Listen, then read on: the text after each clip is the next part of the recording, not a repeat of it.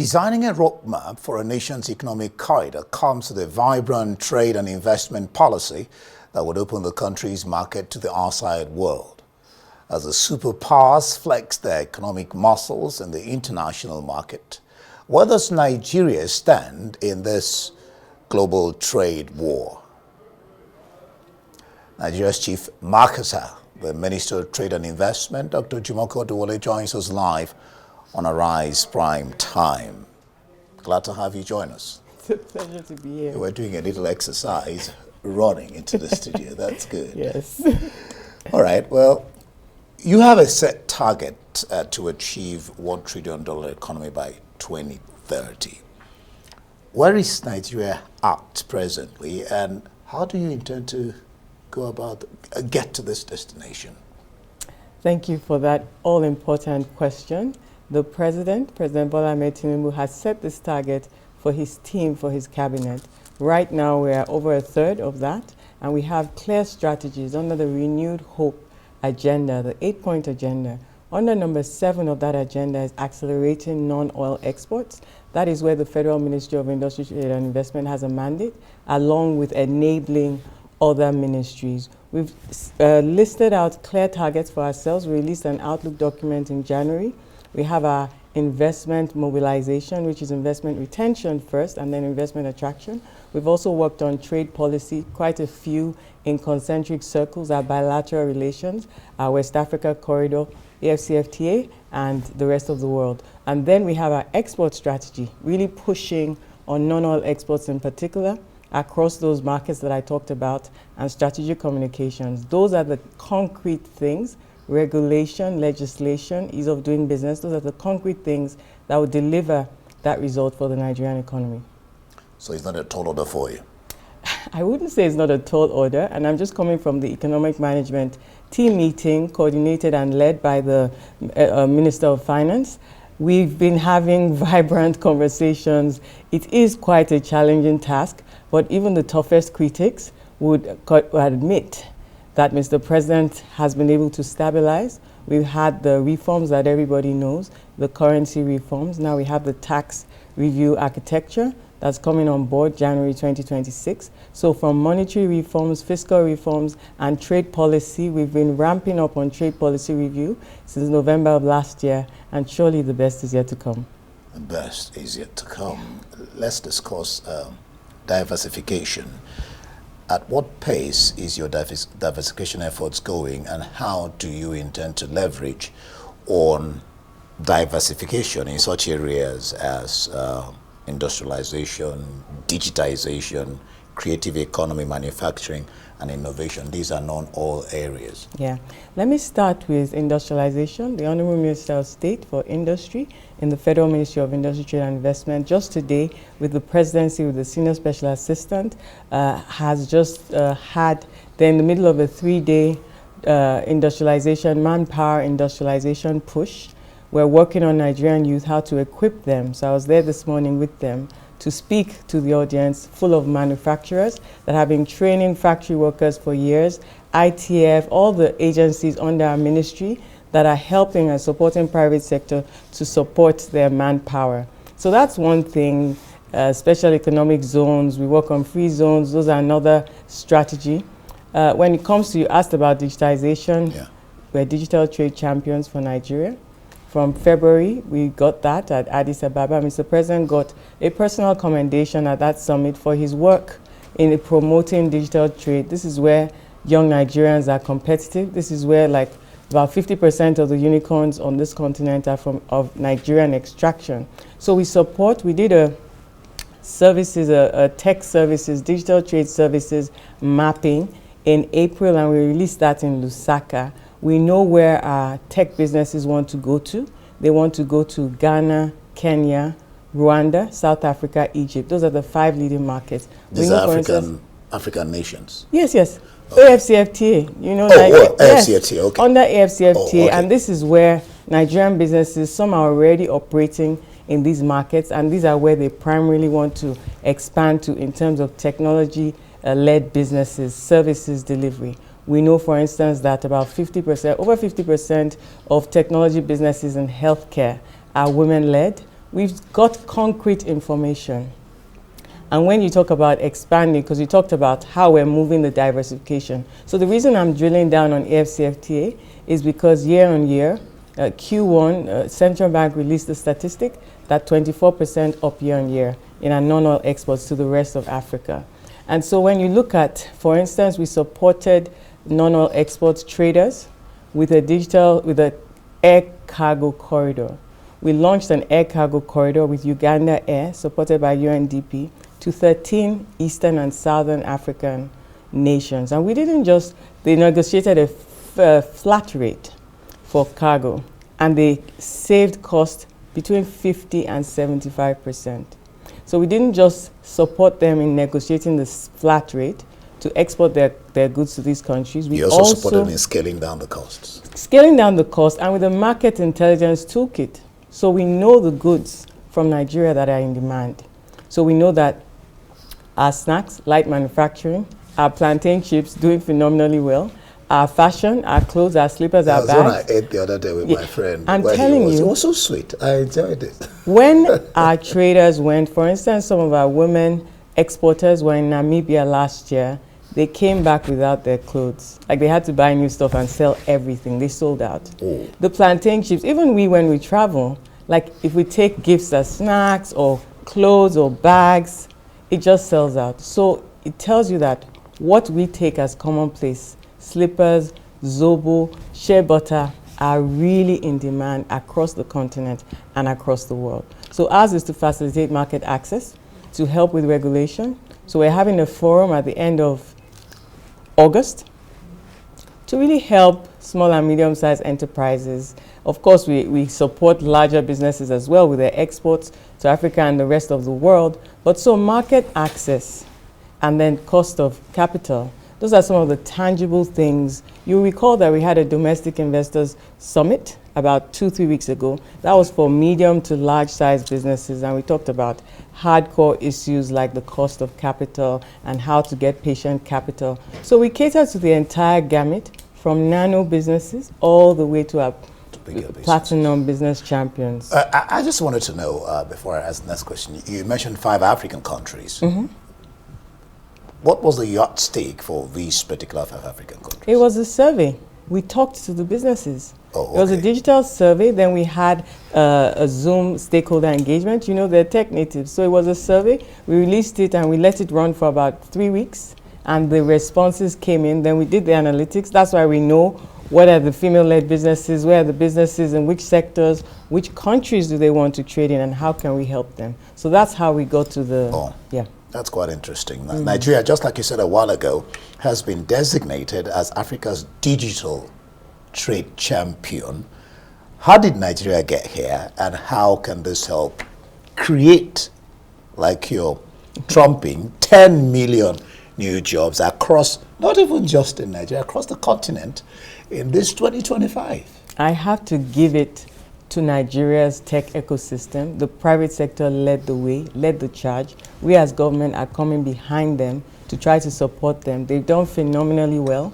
Our fintech, like global leaders, and across the continent dominating that space. Other technology services. Nigeria's GDP is over 50% services, and our technology-enabled services are leading the way. So the private sector led that charge, and then the administration, Mr. President, saying, prioritize this. This is where our young people are competitive. This is where we can create jobs. This is where there's less of a rollout. While we work on infrastructure, this is low-hanging fruit. So we just worked on it. And just by doing a few things to enable them, he actually got a personal commendation for that work. And then we were named digital trade champions. I mean the president? Yes. Okay. In Addis Ababa, from his peers at the African Union. Okay. Yes. That's interesting. Yes. Now you're trumping turning ambition into productivity into competitiveness. Where does Nigeria really have a comparative advantage to achieve this? All the way, services. That is the first place. So our economy, and it's the same across the world. The world economy has skewed towards services in terms of growth. The African economy has skewed, and Nigerian economy is no different. I was saying over 50%. It's about 53% currently services. Now, services have a broad spectrum. In fact, we had our first WTO ITC training about a month ago for about 60 members of the ecosystem. So services from tourism to everything really, hospitality to financial services. And what that does, especially when you layer technology, is that we're in the cutting edge of competitiveness as Nigerians. Nigerians are gifted in that space and have pivoted to that space because it also requires less of an infrastructure outlay. So while this administration works on the infrastructure deficit, our entrepreneurial spirit has led us to finding profitable pathways, and that has put Nigeria at the forefront of services delivery across Africa. What can you possibly tell us about, in your words, operationalizing Nigeria's trade policy? What does that even mean, really? You know, I'm an international economic lawyer and an academic at that, but I'm not going to speak because I know your audience is Nigerians that just want to know. Tell us because you can't use jargons. Yes. I mean, how Tell does us it how affect it affects you. So trade policy is basically, we had our 6th WTO trade review. That happens once every 7 years for countries. And so it's an opportunity, it's the world showing your economy to the world and the world commenting. And so we've used that as like a free survey. We had over 400 comments from all other WTO members, and that was last November. So what we did with that information, it was like having a free consultancy. We took the data, aggregated it, and started working on those areas. So a lot of it has to do with ease of doing business, the work that we've already been doing, regulatory, legislative reforms, so that we just continue doing all that. It also has to do with trade facilitation. Mr. President already prioritized that sort of our national single window intervention, which is ongoing. Crimson Logic, the world leader, is our trade partner, our technical partner for that project, and it's going on well. These are not easy projects. Digitization of public infrastructure, and just coordinating a whole of government approach to trade facilitation, but it delivers results, proven results across the world. So he's determined, and we're facing that project. And so when you talk about other catalytic interventions, this administration has consistently picked the hard areas, not just taking the soft areas that you just go incrementally. Tough decisions. Mr. President has consistently had the courage to face areas that have defeated others. And he's really tasking his team to deliver. And these are the things that underpin. Trade policy is like what you see underneath. You don't really know it's there because it's technical work, but you see the results. You know, let me just go back to what we talked about earlier, industrialization. The question of energy, power, that's a big challenge. How does it affect all that we're discussing here? You know, power is a big deal. We were just with the Minister of Power at the Economic Management team meeting. What people don't, how will I say, notice readily, because there's a bit of a lag, is the amount of power increasing gradually, the creative solutions, the willing buyer, willing seller. There are little pockets of IPPs. So people are finding creative ways to get themselves power. The solar projects across the country. And so gradually and gradually, we are having more power to power, pardon the pun, our economy. So it's work in progress. It's not fast work. It's not easy work because this is infrastructure anywhere across the world. These are projects that take time, but we're in a clear trajectory of progress in this area. So I wouldn't even ask Nigerians to be patient. I would just ask Nigerians to find out some of the creative solutions that are across the country in little pockets and some bigger, interesting projects, and see how they can tap into that for the productivity that we need. Yeah, I know I have spoken to Aliu, the REA Home of Affairs, and he's talked about quite some things they're doing as it concerns, you know, electrification and all that. Yeah. According to you, new textile parks, auto plants, and food hubs are springing up in our special economic zones. And how do you plan to employ this to position Nigeria as the manufacturing hub for both ECOWAS and Africa? I talked about power a while ago. Yeah. There's no shortcut. We need to continue to support and encourage Nigerian businesses to thrive. So Mr. President has a domestic investors focus, and that means Nigeria first. That is what it means to have a Nigeria first policy. It's not about being protectionist like some others would project. Like Trump with Trump. Ours is ours is about integration. You talked about the West African corridor. We had a West Africa Economic Summit, the first of its kind. Mr. President hosted that about 6 weeks ago. And we also have a robust AFCFTA implementation plan that I've alluded to today. And we have new friends across the world. So this is market access work. This is what we do, finding markets for Nigerians with trade intelligence and also supporting them with regulatory, opening the door for their goods, making sure standards, making sure there's export credit, making sure that NEPC, these are the agencies under the Federal Ministry of Industry, Trade and Investment, Nexim Bank, NEPC, that's the Nigeria Export Promotion Council, and Standards Organization of Nigeria. Now, you also talked about how we power industrialization and manufacturing. We have agencies like SMEDAN, we have agencies like ITF. ITF, how well is it still there? How well is it doing? Very vibrant. A lot of training across the country, and also business consulting services to help with productivity. And so this is the work. The ministry has been going around the country. The Honourable Minister of State was in Kaduna just last week on textiles. This is a promise of Mr. President to revive that sector in northern Nigeria, and he's on it. You know, it used to be a big thing. Yes. I don't know how it just went off. Well, we know we've troubleshooted, and we're working on the solutions brick by brick. Brick by brick, and then you will get there. Well, the volume of African trade is low.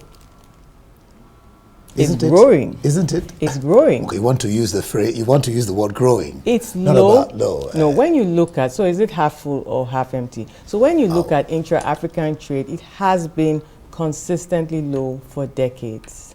But when you start looking at year on year, and even if you take a 5-year lens, like post-COVID, you will see that especially with the AFCFTA, slowly but surely, slow start, but in the last couple of years, I would dare say that there's been an inflection.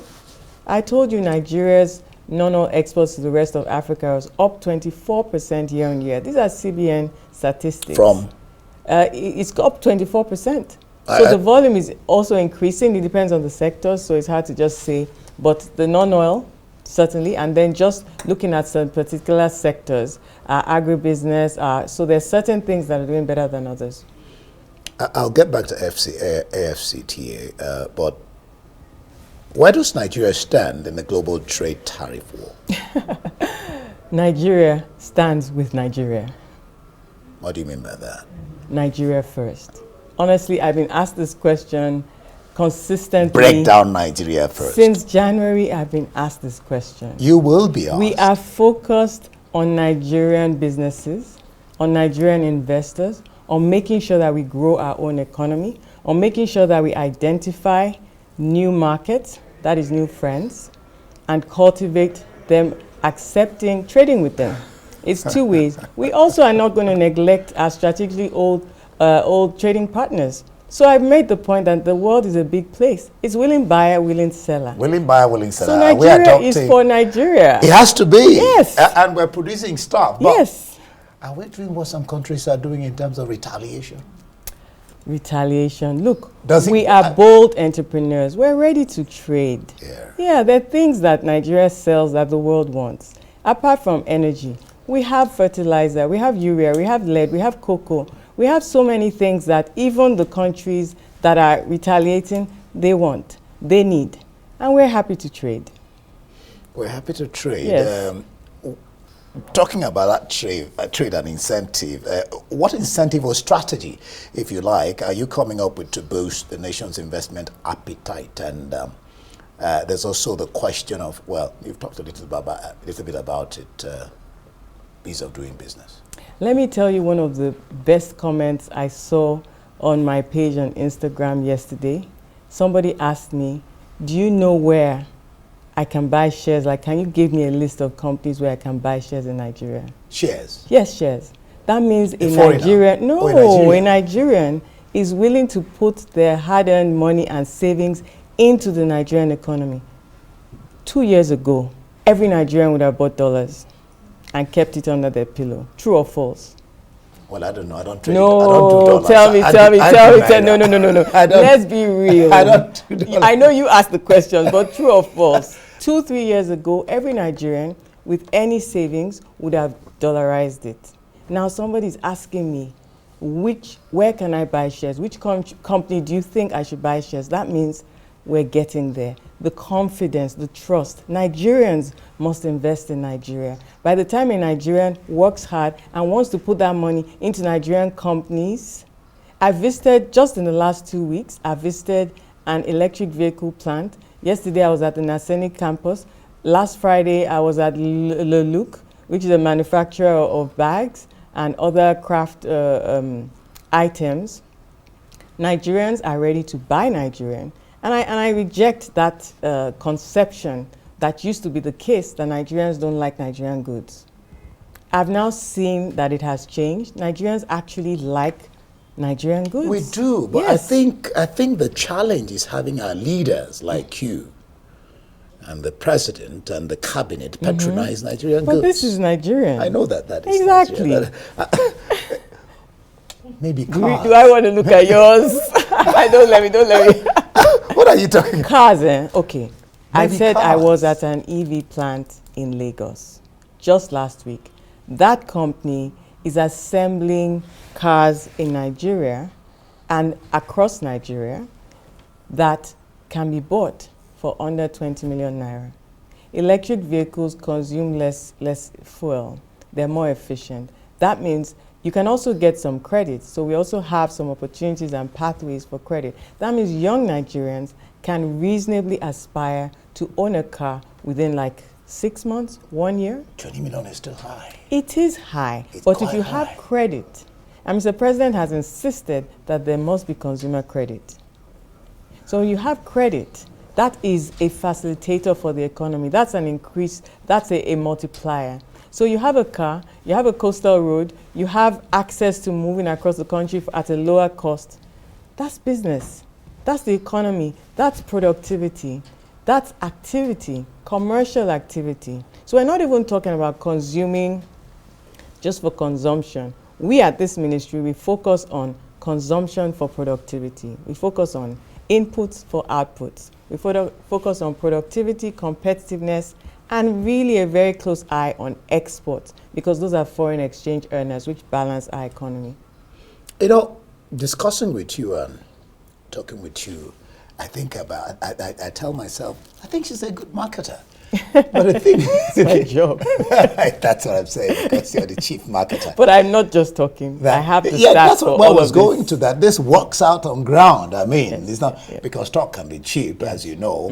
But then the question is it yielding results? How committed is Nigeria in leading Africa's digital trade agenda under the African Continental Trade Area? Let me start with your last question. Is it really results? 3.4% GDP this year.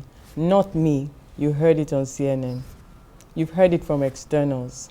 Selling Nigeria's economy. Why did you for call us. CNN? I thought you would have called Arise News first. I haven't yet heard it on Arise. I haven't yet heard it on Arise. And I've heard it from Maybe it's not externals. made so much noise So the yet. point is that non-Nigerians, informed commentators, are noticing what we're discussing here. These are important conversations. Yeah. Even last week I was also on Arise. These are important conversations. And the world is watching. Our ratings have gone up, Finch, Moody. And so even as we are very hard on each other, as we should be, the world is watching and is watching the change. So for Digital Trade Championship, as I said earlier on, this is where Nigeria is competitive, and the world knows this. Very competitive. Not because just you have even young, vibrant guys. We're even talking about AFCFTA, but Silicon Valley knows it. Y Combinator knows it. Investors across the globe know this. When you layer services on Nigeria's trade with the US, you see a very different picture and a very profitable picture for that economy. So we are not going to miss the opportunities to support Nigerian youth, and African youth in where they're most competitive, Are we where they can making- leapfrog. Are we making sure that these youths, they're quite creative? Extremely. This is their age. Extremely. They're faster than you and I in thinking. But are we making sure they really do have the conducive environment to boost their creativity? We're trying as much as possible. Now, one of the things that African governments will push under this championship, working with the AFCFTA Secretariat, is making sure that we put in place digital public infrastructure. Now, so when you have digital public infrastructure, they're enablers for everybody. So examples will be identity systems. Nigeria has a good example of an identity system, and what this does is that it gives our young Nigerians access to credit, and that gives them access to capital and to go into their businesses. So all those kinds of enablers that only government can do, we're focused on doing them, and we have quite a few projects along that pipeline for Nigeria. There are other areas like attracting investment for, say, data. We just have to have data storage, so data banks. We just have to have working with payment services, payment solutions, so on the continent. So if I mention like Afrexim Bank, making sure that they're supporting transactions like data centers. We're trying to attract investment into those spaces so we can also keep our data on the continent, have access to it, and make sure that even financial services, trading in local currency, so we cut out all that fees that we pay to external markets, and we're also now removing ourselves from the dependencies on foreign currencies. So these are a lot of creativity that African governments have come together to agree, and our institutions are also working for us. I made the point in the past that development financial institutions on the continent are now catalyzing. So AFDB, Afrexim, African Re, AFC, and a lot of these businesses have been led by Nigerians over the last decade. AFC is led still by a Nigerian. And so making sure that how capital, if Africans don't invest in Africa, nobody's going to come and do it for us. You have to. Yeah. You have to be. They say nobody says his or her mother's soup is not the best. And we talk about Ghana and Nigerian rice. Come on, don't even go there. All right, the chief marketer, Nigeria's chief marketer, Minister of Trade and Investment, Dr. Oduwole Oduwole. Nice discussing with you. Thank you. On where we are. It was really a pleasure. Thank you for having me. Thank you for being here.